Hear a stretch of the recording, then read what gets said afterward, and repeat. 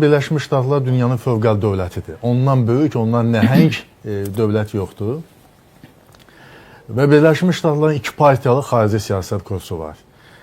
Və bu dövlətin bütün dünyada maraqları cəmlənib. Elə bir dövlət yoxdur ki, Birləşmiş Ştatların maraqları cəmlənməsin.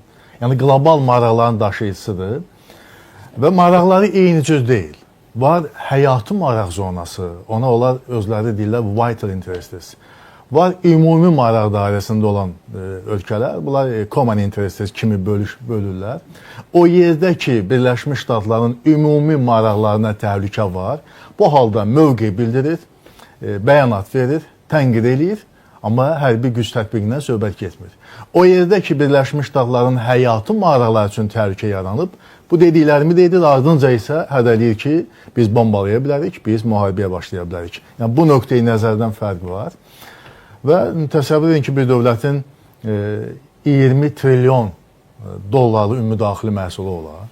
Təsəvvür edin ki, bir dövlətin təxminən 1 trilyon hərbi büdcəsi olar və 2027-ci ildə onu 1,5 trilyona çatdırmaq istəyir. İndi bizim tamaşaçılarımız üçün yəqin o da maraqlı olar ki, dünyada bugün BMT baş məclisində 193 dövlət təmsil olunur. Bunların hamısının birlikdə hərbi büdcəsi 2 trilyondan biraz çoxdur. Bir dövlətin hərbi büdcəsi isə 1 trilyonu ötür və Birləşmiş Ştatların hansı gücə malik olduğunu bu təsdiqləyir. Bu ölkənin dünyanın 80-dən çox ölkəsində hərbi bazası, hərbi obyekti var. 170 minlik qoşunu hərbçiləri dünyanın ayrı-ayrı ölkələrindədir. Ən böyük Yaponiyada bir 55 min, Ramsteyn'də Almaniyada bir 35 min və s. Türkiyənin özündə də bir 1700 nəfərlik o sayıca 9-cu yerdədir. Bəli, İncirlikdə və 2 hərbi bazası var. Hətta orada bilirsiniz ki, bir taktiki atom bombası da var Türkiyədə. Yəni, bu dövlətin çox nəhəng potensialı var. İndi fikir veriniz ki, Azərbaycana olan münasibətə baxın. Azərbaycan ümumi daxili məhsul təxminən 75 milyard dollardır. 20 trilyon Birləşmiş Ştatları, 75 milyard dollar bizdə. Dediyim kimi, 1 trilyona yaxın onların hərbi büdcəsi bizdə 5 milyarddan biraz çoxdur, müqayisə edin də. Amma bugünkü reallıq odur ki, Birləşmiş Ştatların Azərbaycana münasibəti, Azərbaycanla strateji tərəfdaşlıq xaritəsi imzalaması baxdıqda sanki bərabər güclərin bir, necə deyərlər, dostluğundan, müttəfiqliyindən, tərəfdaşlığından söhbət gedir.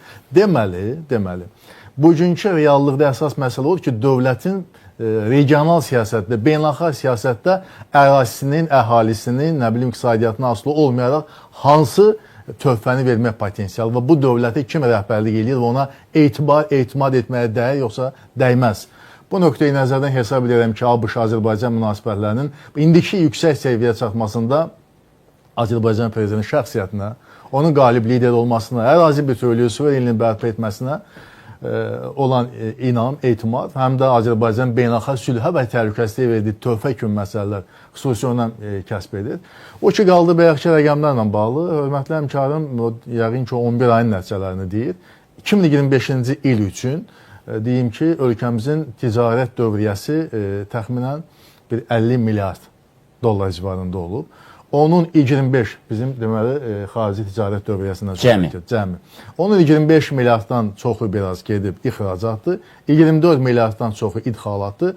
ABŞ-a gəldikdə isə Amerika Birləşmiş Ştatları Azərbaycanda o bizim ixracatımızda, ticarət dövriyyəmizdə daha doğrusu 3,2% təxminən paya malikdir. Və bizim bu ölkəyə 62 milyon dollarlıq ixracatımız var.